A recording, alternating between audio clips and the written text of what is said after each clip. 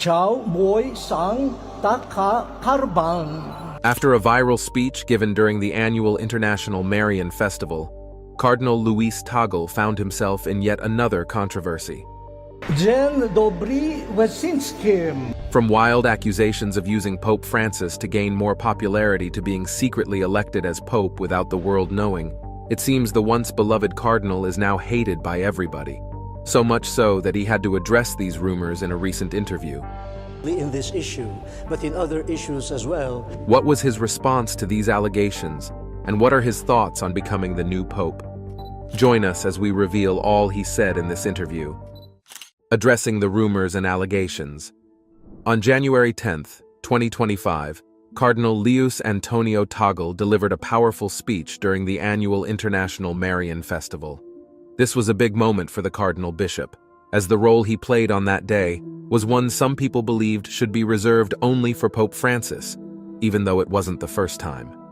Because of this, many thought Luis was on his way to becoming the next leader, especially with ongoing news of the current Pope struggling with various health conditions. Some claimed that Luis was already appointed by Pope Francis as the next leader, implying that his current role as Red Pope meant he was just one step away from leading the entire Catholic Church. Some couldn't tell the difference between his role as the Red Pope with that of the Supreme Leader, while others accused the Bishop Cardinal of only supporting Pope Francis out of ambition. They used the speech he allegedly gave in place of the Pope as proof of that. But while these accusations were shocking to many, his response was just as surprising. To address these rumors and allegations, just a few days after the historic Marian celebration, the Bishop Cardinal had a private talk with delegates from Vatican media where he spoke about various issues like synodism and what people have said concerning the role he played during the festival. During that talk, the Bishop Cardinal made it clear that he isn't the current Pope and is also not planning to become one anytime soon. He further addressed the confusion about his current role by stating he is only known as the Red Pope because he is in charge of mission territories in Asia and Africa, but that doesn't mean he is the global leader of the Catholic Church. Just like the current Black Pope is the current head of the Jesus Society, but is also not the global leader of the Catholic Church. As for his relationship with Pope Francis, Luis revealed that it has never been out of ambition, as their friendship lasted long before either of them could even dream of becoming the Pope. Here is all he said. How he met Pope Francis. Based on all he revealed to Vatican media, Luis first met the current Pope on the 19th of April 2005, shortly after the meeting of cardinals that voted Pope Benedict XVI. After the meeting, they spoke for a short while, and that was how they became friends. But being his usual self during the discussion, Luis went all the way back to his early years in the late 50s. Born in the Philippines to a very religious home, his parents, Manuel and Milagros, were very devoted to what they believed. According to Luis, his parents were so devoted that they would not agree with most of the progressive things he stands for today. Though he wasn't as religious as his parents, what made him stand out from most other children was that he loved reading. Ironically, this made him a lot more informed about the Catholic faith from a young age compared to other children who were far more devoted than he was. But here was the twist. The big difference was that he didn't want to serve in the church, but rather dreamed of becoming a doctor. Because of this, he started reading difficult science journals at 13. But as he grew older, many things he learned didn't seem to add up. The famous theories of evolution on their own didn't make sense to him, because as far as he knew, something had to be the driving force behind it. As a professing Catholic, part of him believed it was God, but he couldn't prove it yet. To get more answers, Luis abandoned his dream of becoming a doctor by choosing to study philosophy at Ateneo de Manila University.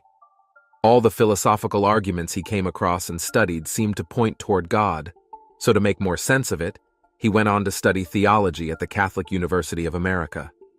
During this time, he found fulfillment in serving his local church, and on February 27, 1982, thanks to his hard work, he was ordained as a priest by Bishop Felix Perez in Imus, Cavite.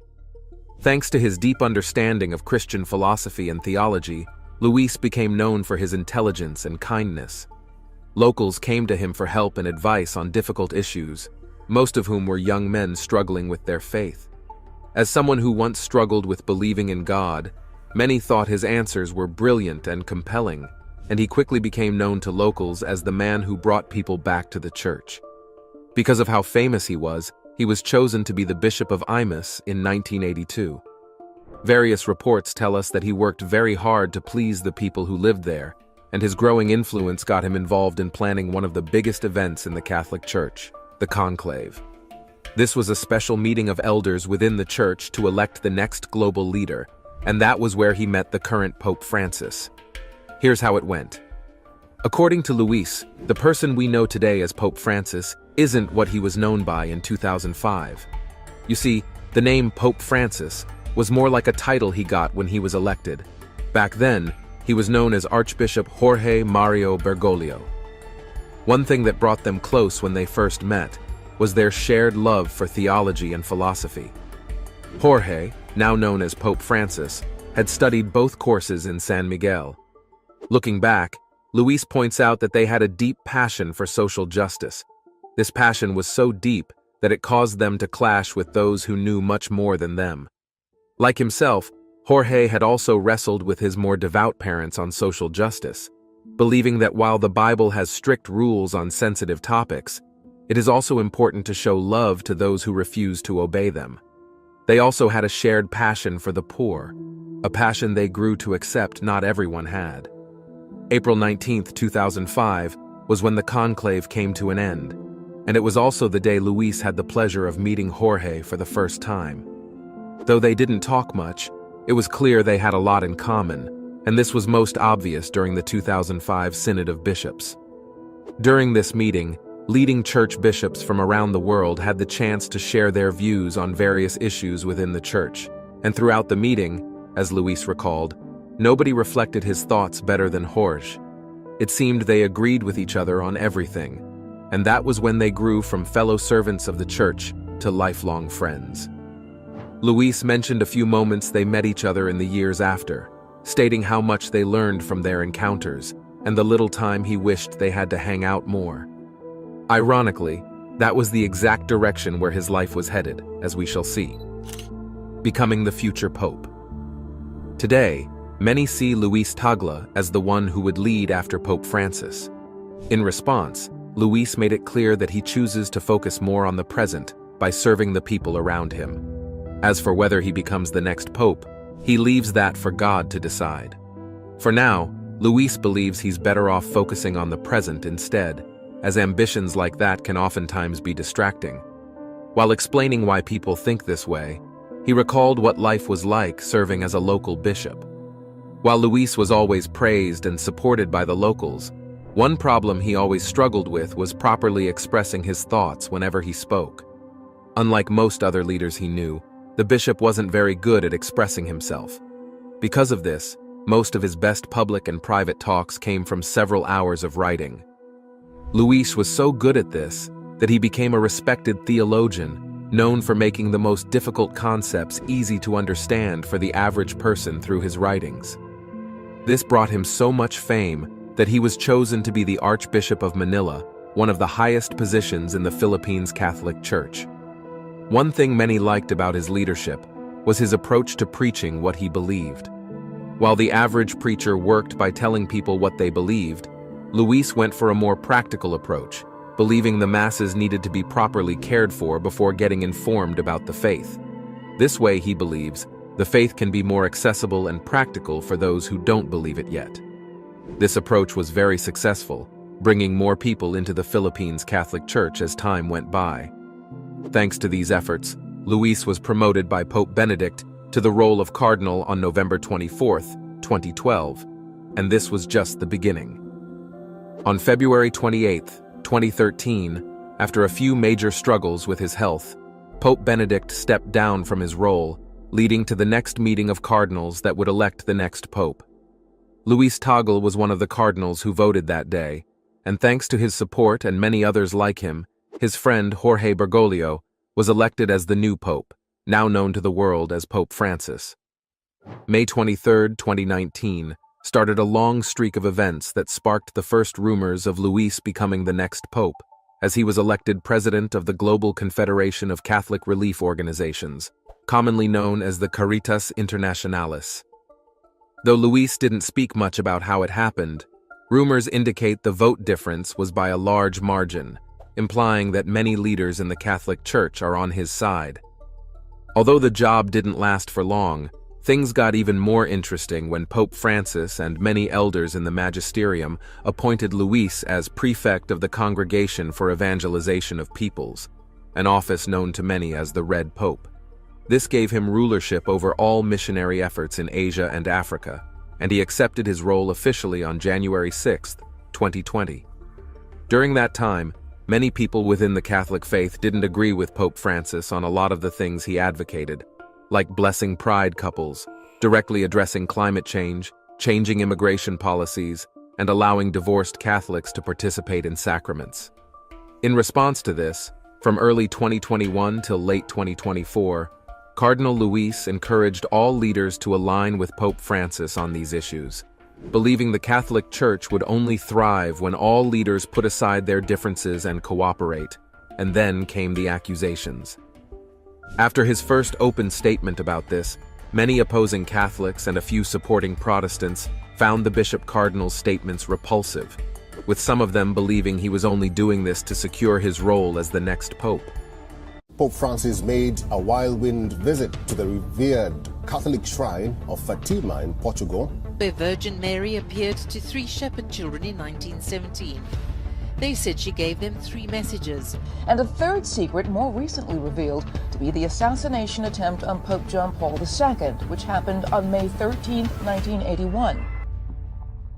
As we approach the 110th anniversary of the apparitions of Our Lady of Fatima, the current global situation continues to push many to demand clearer explanations of the third secret of Fatima that she benevolently shared with the 3 young shepherds in 1917.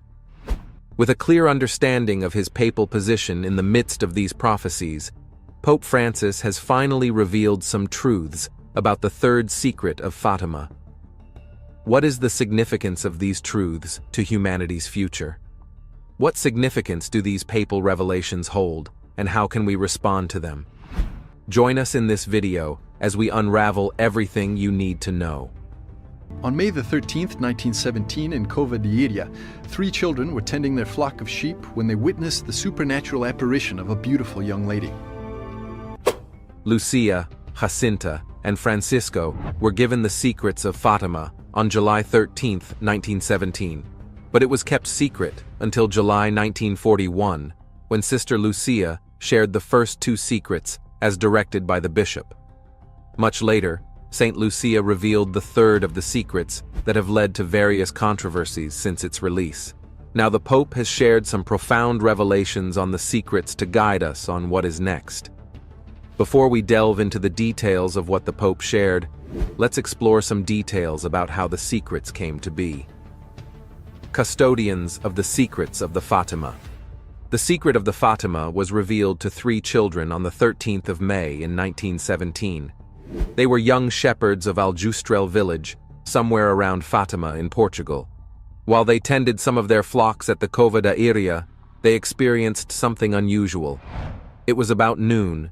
They had just finished reciting the rosary, and they decided to have a playtime building little stone houses. At the time, these 3 cousin shepherds were aged 10, 9, and, respectively. The first was Lucius de Jesus, and her cousins, Francisco and Jacinto. These 3 children had a spectacular experience when a great light suddenly appeared before them. It wasn't familiar, and they made to leave because the only thing their little minds could relate to it was that the bright light was lightning. Then again, another flash of light appeared in the clearing before them, and this time, a lady described as brighter than the sun appeared before them, just above a small holm oak. She had a white rosary hanging from her hands, and she began to speak to them. Now, what did she tell them? The lady wanted them to come to the Cova de Iria on every 13th day of the month for the next 5 months. The children went back in the first 3 months, but after they began sharing their experience of the lady's visit with others, they were believed to be telling lies. This made the mayor of Nova de Urem take them away in a bid to make them confess that they were lying.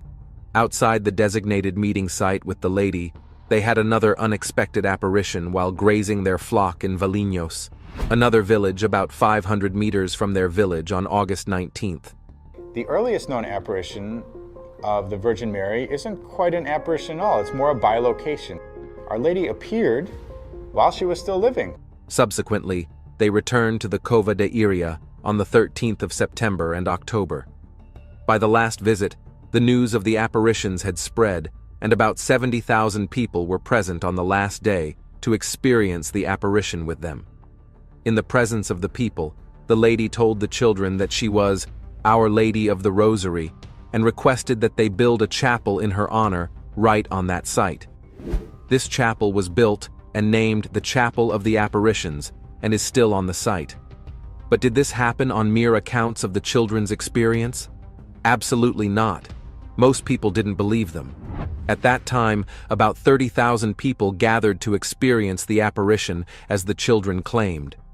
This made the Blessed Lady promise the children that a miracle would happen the next month so that all who doubted would believe them. In fulfillment of this, after a rainy day, they saw the sun emerge behind the clouds like a disk, bright with various beautiful colors that were easy to look at, which was, in itself, a miracle, as no one can look at the sun shining with such intensity without it being a miracle. After this, it spun like a fireball, as though it would fall to the ground for 10 minutes. This nearly unbelievable miracle was witnessed by thousands of people, and it became known as the miracle of the sun. Everybody was saying that if the miracle did not happen, the whole family would die. And so he stayed home. He was afraid. And because he was afraid to die, he wasn't there when the miracle of the sun occurred. These experiences led to the acceptance of the first, second, and third secrets of Fatima that the lady shared with the children. So, what were these secrets? You're about to find out. Unveiling the secrets of Fatima. While 3 children received the secrets from the lady, only one of them was able to share what the lady said to them. Shortly after the apparition experience, something devastating happened in Fatima, leaving only Sister Lucia to recount the secrets that the lady had shared with her and her cousins. Francisco and Jacinta had died 1 year apart from each other due to the outbreak of the flu in Fatima. Although severely ill, Francisco spent most of his years after the vision offering his life as a penance to console the Lord, despite his health. Jacinta also suffered a similar fate as she spent her time praying and offering her sufferings for praying for peace in the world, the unsaved, and the Holy Father. When they died, in 1919 and 1920 respectively, Francisco was initially buried in the parish cemetery, and Jacinta was buried in her family tomb and later interred at the parish cemetery. By 1930, the Catholic Church declared that the miracle of the sun was worthy of belief. Later, in 1952, a tomb was prepared in the basilica at Cova da Iria, where they were buried to the right and left of the main altar respectively. They became beatified in 1979, and they were declared venerable by Pope John Paul II on the 13th of May, 1989. Lucia, on the other hand, survived the flu, and by 1921, she joined the College of Villar and was sent to Tuy. She made her confession as a nun on October 3, 1934. 7 years later, she wrote in her memoir, The Secret of the Fatima, that she received alongside her late cousins over 2 decades earlier. Now, let's look at the first secret. The first secret was a sea of fire that the lady showed them. It seemed to be beneath the earth, and she saw souls and demons in the fire. They were floating in the blazing fire like transparent burning embers. The flames of the fire made them rise into the air and fall back without weight, yet amidst shrieks and groans of pain. The souls had a human form, but the demons looked terrifying like unknown animals and were black yet transparent. She described the sight as terrifying. After this vision lasted, the lady made them know that there was something that could be done to save many souls from going to hell, for wars to end, and for peace to reign. She told them that this would happen if people stopped offending God, but if not, something worse would happen. Truly, the fulfillment of her requests marked the end of the First World War, which was currently raging at the time. The lady shared the second secret with the children, telling them to devote themselves to her immaculate heart. It made the children so happy knowing that her heart would be their refuge and lead them to God. They would often sing happily while picking wildflowers, calling on Sweet Mary to be their salvation, convert sinners, and save their souls from hell. Buonasera.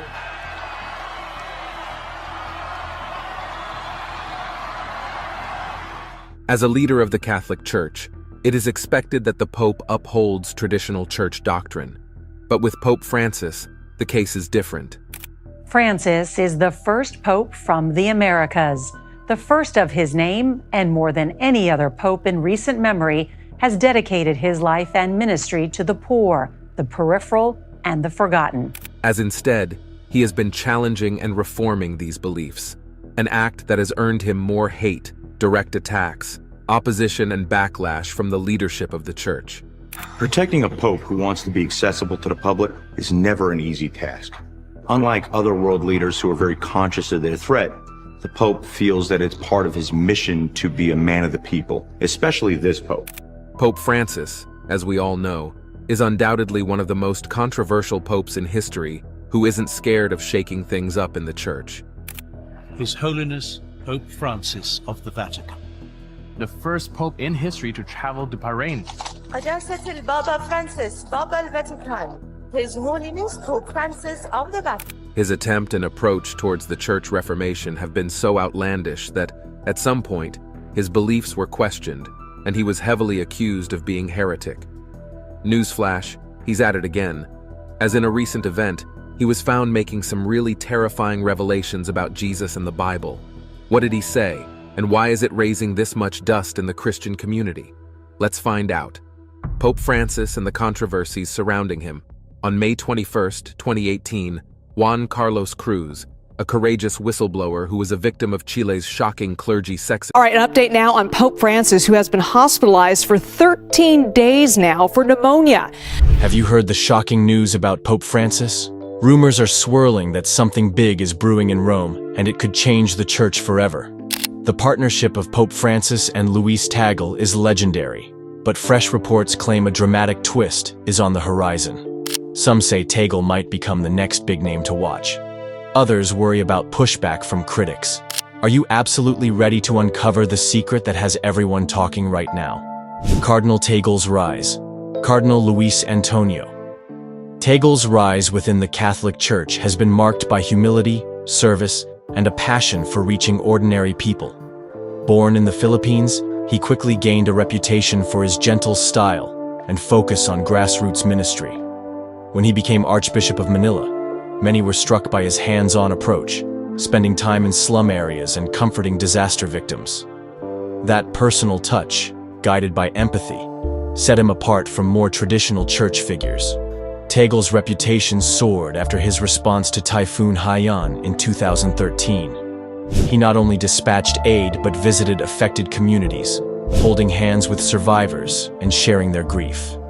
This commitment to direct engagement earned him loyal followers and attracted attention from Pope Francis, who saw echoes of his own ideals in Tegels' leadership.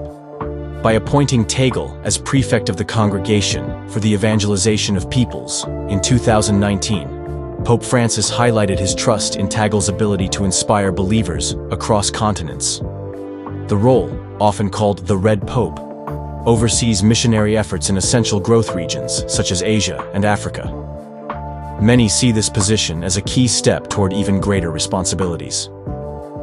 While some traditionalist forces worry about Tegels' progressive stance, he remains dedicated to building paths of understanding and compassion. His track record suggests a leader who believes in active listening, modern outreach, and a church that welcomes everyone. Whether he eventually ascends to the highest office or not, Cardinal Tegels' rise continues to signal a fresh wave of hope, unity, and service in the modern Catholic world. He remains deeply significant worldwide. Pope Francis and Tegels shared vision, Pope Francis and Cardinal Luis Antonio Tagels share a vision centered on service, humility, and empathy toward those on the margins. From the start of his papacy, Francis made it known he envisioned a church open to everyone, especially the poor. In Tagels, he sees a fellow advocate who believes in reaching out through dialogue, compassion, and acts of justice.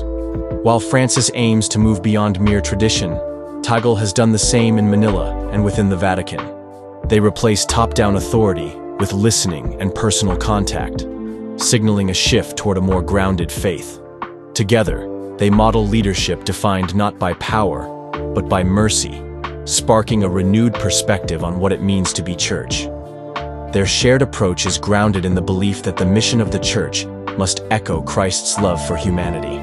Pope Francis regularly challenges fellow clergy to leave behind comfort and go among the people, while Tegels mirrors this duty by immersing himself in local hardships, from the slums of Manila to remote communities worldwide.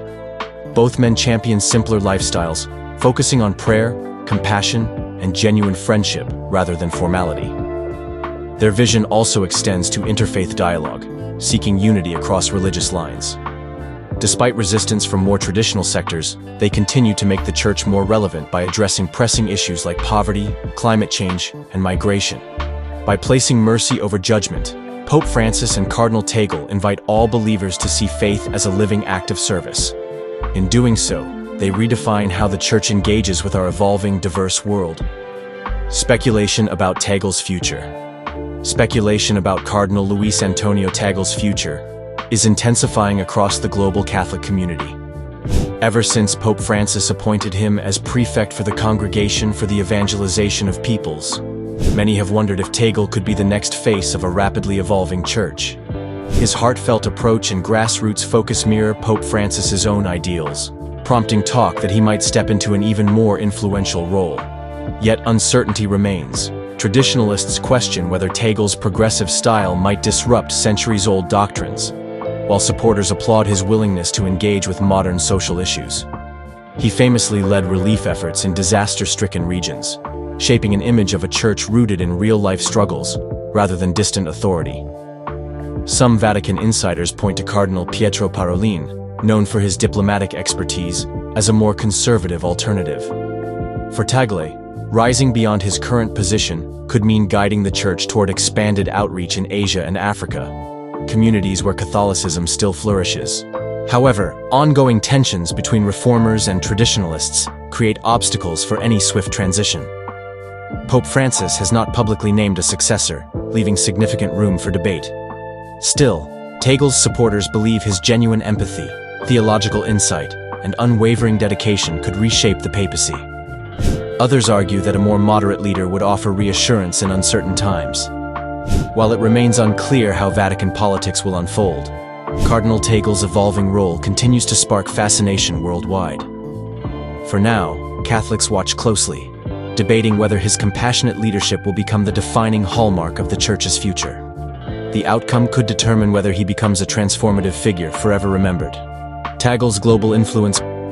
Cardinal Luis Antonio Tegels has emerged as a key figure bridging cultural divides while shaping the Catholic Church's expanding global reach. Born in the Philippines, he quickly became well known for his ability to connect with everyday people, highlighting compassion over formality. This approach resonates strongly with Pope Francis's own ideals, placing Tegels at the forefront of missions extending across Asia, Africa, and Latin America. As prefect of the Congregation for the Evangelization of Peoples, sometimes called the Red Pope, Tegels oversees vast missionary efforts that reach millions. His gentle listening style invites dialogue even in areas facing religious or cultural strife, emphasizing that the Church should adapt to local realities rather than impose rigid structures. This inclusive mindset has garnered admiration worldwide, particularly in communities where Catholicism is steadily growing. Beyond these missionary roles, Tegels promotes social justice initiatives, advocating for refugees and the poor. By partnering with global relief organizations, he stresses the Church's duty to respond to crises of poverty and displacement. His leadership of Caritas Internationalis showcased how faith can inspire tangible action on hunger and inequality.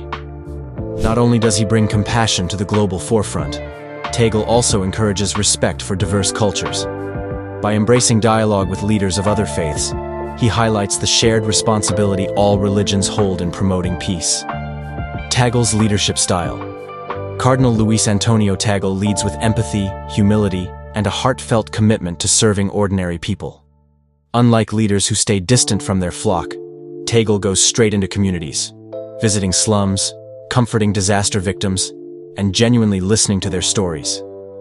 This hands-on approach has shaped his leadership style, reflecting a simple yet powerful belief. Authority is best exercised by serving those in need. When Typhoon Haiyan struck the Philippines in 2013, Tegels' response became a notable example of his compassionate leadership. He organized relief efforts, but more importantly, he showed up personally, sitting among survivors and offering words of hope. By prioritizing presence and connection, he underscored how leaders can inspire trust and unity simply by being close to the people they serve. Tegel also champions an inclusive view of the church, encouraging open dialogue rather than imposing top-down directives. He speaks about complex religious matters in an approachable manner, ensuring that faith remains accessible to everyday Catholics. This inclusive stance extends to his efforts in interfaith outreach, where he believes in finding common ground across religious lines. Critics sometimes view his focus on compassion as a move away from strict tradition, but Tegel maintains that authentic church leadership must address real-world struggles. He blends genuine warmth with a strong commitment to Catholic teachings, insisting that faith and service are inseparable. Traditionalist Resistance. Despite the blossoming partnership between Pope Francis and Cardinal Luis Antonio Tagel, not everyone shares their progressive outlook. Traditionalist factions within the church see their openness to reform, especially on issues like climate change, poverty relief, and interfaith dialogue, as a break from the church's long-standing customs. They argue that focusing too heavily on social concerns dilutes core doctrine and undermines fundamental teachings. This rising tension is evident in how Tegel's personal warmth and grassroots focus resonate with some believers, yet unsettle others who value formality and hierarchical order. Often referred to as traditionalist resistance, these concerns reflect a fear that the church's ancient structures could be overshadowed by new priorities. Leaders like Cardinal Pietro Parolin, admired for his diplomatic skill and adherence to established authority, represent a contrasting voice in the ongoing debate. They maintain that without a strong grounding in tradition, the church risks losing its identity. Moreover, critics point to Pope Francis's emphasis on transparency and financial reform as potentially destabilizing, especially when it uncovers hidden or questionable practices within the Vatican. For Cardinal Tegel, navigating such opposition requires balancing compassion with a respect for Catholic doctrine. He remains firm that serving marginalized communities and making faith accessible to the poor must guide church leadership in modern times. His stance mirrors Pope Francis's call for unity, love, and humility, but it also highlights the deep divide that faces the church. A church for the marginalized. One of Pope Francis's most defining themes has been his call for a church for the marginalized, encouraging everyone to prioritize compassion over rigid traditions. Cardinal Luis Antonio Tagel has fully embraced this goal, reflecting a deep concern for the poor, the homeless, and those often forgotten by society. Through direct involvement in disaster relief and outreach, Tegel sends a clear signal that faith should be practiced among the people, not just preached behind closed doors. In line with Pope Francis's emphasis on social justice, Tegel has promoted programs that provide food, shelter, and urgent care to those in need. He believes that faith cannot remain distant from modern struggles, and that the Church is called to break down barriers, welcoming everyone regardless of background or status. By championing empathy and solidarity, Tegel and Francis represent a dynamic force for change within the Catholic Church. Still, critics caution that focusing too heavily on social causes might overshadow core Catholic teachings. Yet Pope Francis and Tegel argue that service lies at the heart of the gospel, and that loving our neighbors means actively fighting injustice. Their aim is not to disregard tradition, but to ensure the Church remains relevant and accessible to the faithful, especially those who feel excluded in a rapidly changing world. Potential papal rivalry. The Catholic Church is abuzz with rumors of a potential rivalry between Cardinal Luis Antonio Tagel and Cardinal Pietro Parolin. Both share a deep devotion to the Church, yet their paths diverge in style and vision. Tegel emphasizes closeness to everyday believers, championing outreach to the marginalized and placing compassion above protocol. Known for his warmth and engagement, he has drawn admiration from those who favor a more personal approach to leadership. Meanwhile, Parolin operates at the core of Vatican diplomacy, prizing structure and tradition. His supporters highlight his vast administrative insight, seeing him as a careful guardian of Catholic continuity. Pope Francis's trust in Tegel, shown by giving him a prestigious missionary role, has led to speculation about Tegel's higher ambitions. Many hope his personal touch could invigorate an evolving church. Yet the more traditional side wonders if Tegel's approach risks diluting ancient teachings. At the same time, Parolin's steady guidance appeals to those concerned about far-reaching reforms. Some see him as a safe pair of hands, expertly handling complex global challenges without rocking the boat. While there is no open conflict, tensions simmer behind the scenes. Each leader represents different philosophies. One aims for a bold shift to keep pace with modern realities, while the other champions cautious stewardship. This perceived rivalry encapsulates the broader struggle between change and tradition. As Catholics worldwide watch in anticipation, the question remains: which vision will shape the Church's future? And could this subtle competition determine the next papal direction? Time will reveal whether one emerges as the guiding force of Catholicism. Tegel's interfaith advocacy. Tegel's commitment to interfaith advocacy has made him a figure in bridging divides among diverse religious communities. The Catholic Church holds a unique place in global society, and Tegel recognizes that collaboration can lead to enduring solidarity. He focuses on personal encounters, believing that true dialogue begins with listening to others' experiences and acknowledging their dignity. By prioritizing open communication with leaders from Judaism, Islam, Buddhism, and other faiths, Tegel fosters an atmosphere of mutual respect. One of the ways Tegel works toward interfaith understanding is by encouraging programs that address shared social issues. He believes that communities, regardless of their beliefs, can unite in helping the poor, caring for the environment, and welcoming refugees. Through these common efforts, barriers fall, and genuine friendship can grow. In many settings, Tegel has highlighted how religions share moral values, such as compassion, love, and justice.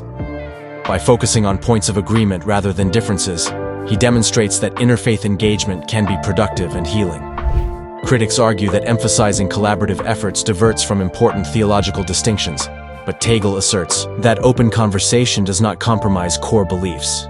Instead, it enhances understanding and fosters respect. As Cardinal Prefect overseeing missionary work, Tegel has taken interfaith dialogue beyond simple courtesy visits.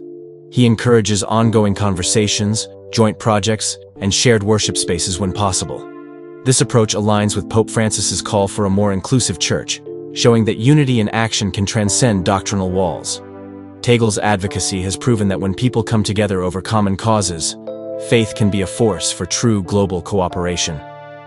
A historic moment for the Church. Pope Francis's support for Cardinal Luis Antonio Tegel has sparked excitement within the Catholic Church. By recognizing Tegel's work in Manila and giving him a Vatican role, Francis signaled a fresh path for church leadership. This shift suggests compassion, humility, and closeness to everyday struggles are now central to the global vision. The possibility of Tegel rising further shines a spotlight on places once seen as far from Rome. It shows a church ready to adapt, honor diverse cultures, and speak boldly about social concerns. Many call this moment historic because it shifts focus away from traditional centers and welcomes voices from Asia, Africa, and Latin America. By embracing these perspectives, Francis highlights a dynamic future. This transition is not only about two figures, but also about the Church's direction. By stressing service and outreach, the Church aligns leadership with real needs in cities and remote villages. Tagels' path mirrors this mission. He has shown a down-to-earth style, bridging gaps and offering hope to many. As the Church moves ahead, it faces debates about tradition, reform, and global outreach. Yet Francis and Tegels share a vision of unity, urging all Catholics to practice mercy and dialogue.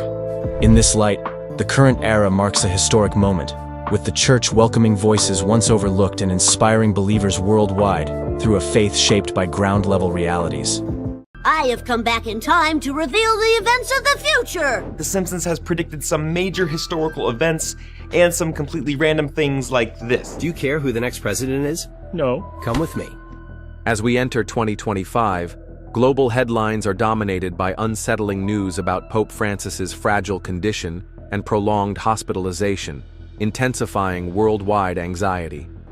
Amid these somber times, The Simpsons emerges as an unlikely oracle, having repeatedly predicted events that mirror our current reality. With satirical precision, the show has forecast everything from political reversals to technological breakthroughs. One particularly chilling prediction involves the untimely demise of a pope, a storyline that now rings disturbingly true: Trump's return.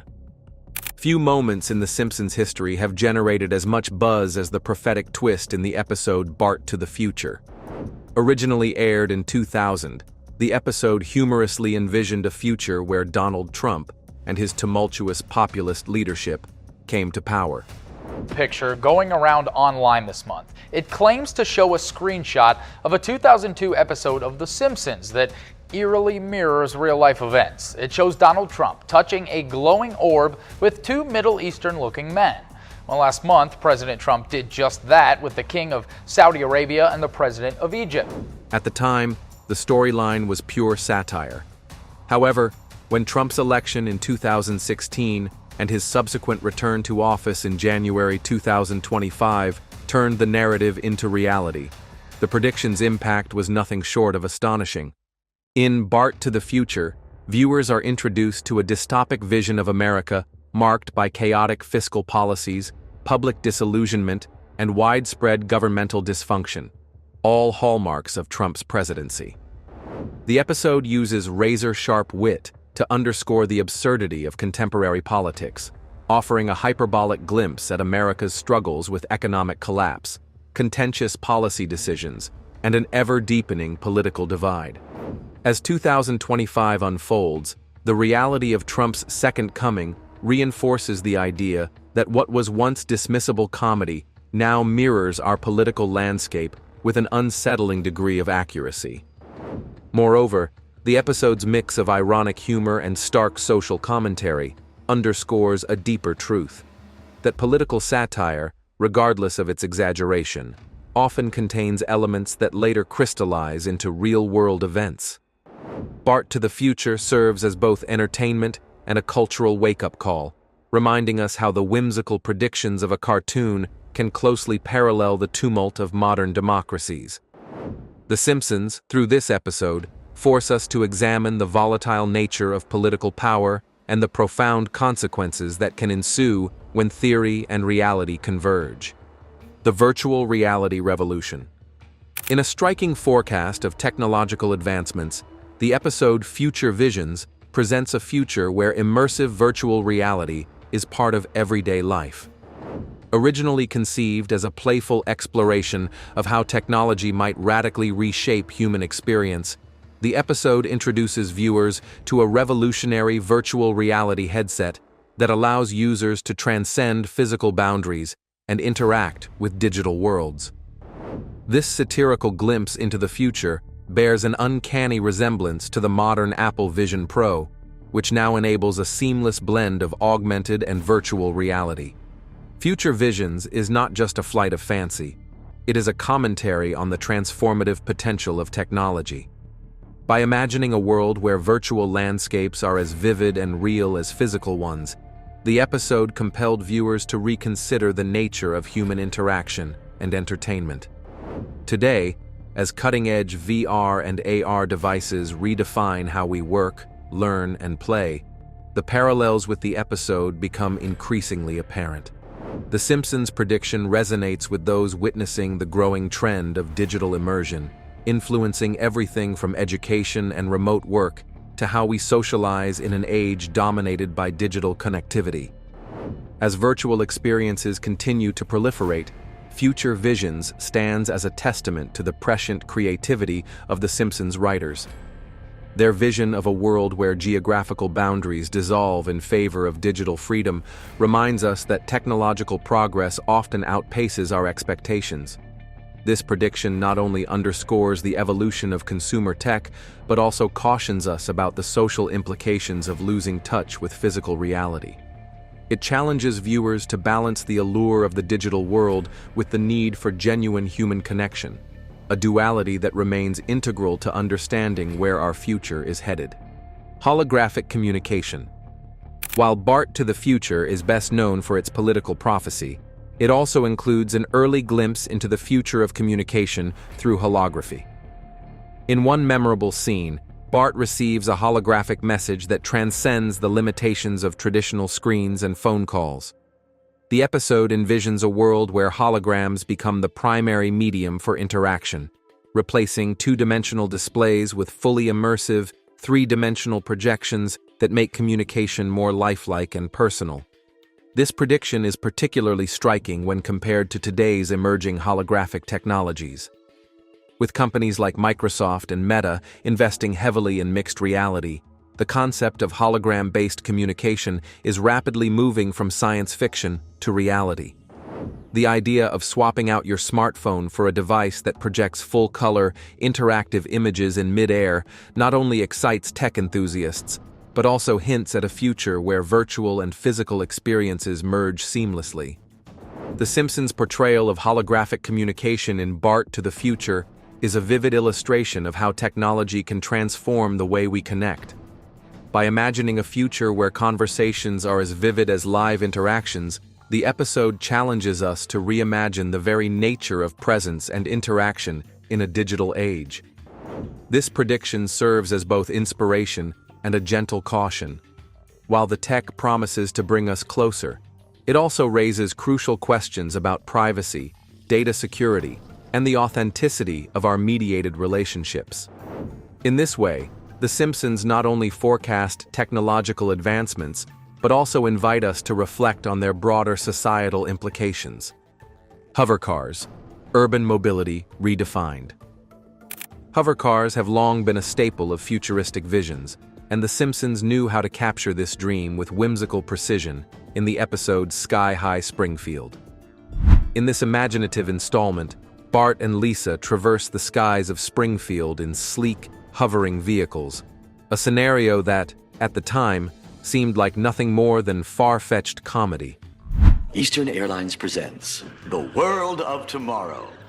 Don't walk, fly. Yet today, advancements in aerospace engineering and urban air mobility have made the once impossible dream increasingly attainable. Sky High Springfield is a delightful blend of fantasy and foresight.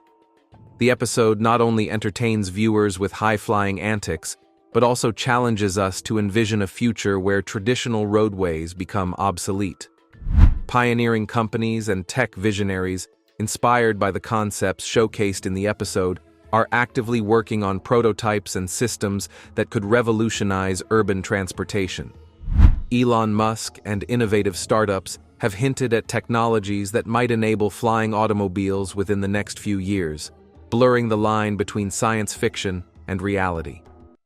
The portrayal of hovercars in Sky High Springfield resonates as both an aspirational dream and a commentary on human ingenuity. It encourages us to push the boundaries of current technology while acknowledging the practical challenges, such as infrastructure development, air traffic control, and regulatory hurdles that must be overcome to realize such a future. As we approach 2025, the ideas presented in this Simpsons episode serve as a powerful reminder of our species' relentless pursuit of progress, even when that progress seems as outlandish as floating through the skies in synchronized flight.